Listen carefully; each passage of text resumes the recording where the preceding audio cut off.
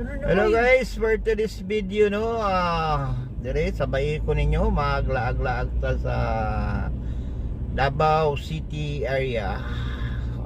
Ateneo de Davao University, Davao. Marco Polo. Mag-ikot-ikot ta dire banda sa downtown area. Medyo luag pa ang kalsada ron mga orasa. Mga lods sa kuwan sa nato gamay lods kay na ipolis ara. O sige, kita lagi ko sa imo ayaw sig serbato no? Kumanta nagbayad sa mga billing sa Davao Light dire na banda sa may ruwas ang payment sa maong establishment Davao Light dire may ruwas ang iyang payment center. Okay, dire mo cross ta diring dapita ay medyo traffic, cross ta sa Panakan, Tibungko, Bonawan.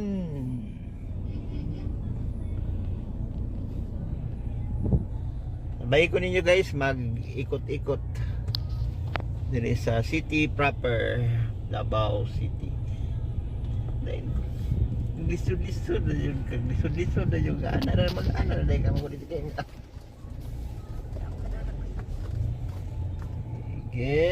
Sige, ako sa una, paunahan si Lolo, paunahan si Lolo. Lolo na nido, paunahan nyo si Lolo. Lolo, mga itawag.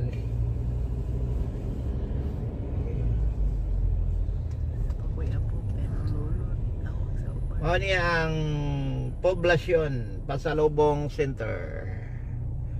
Ano ang poblasyon Pasalubong Center? There napita na side.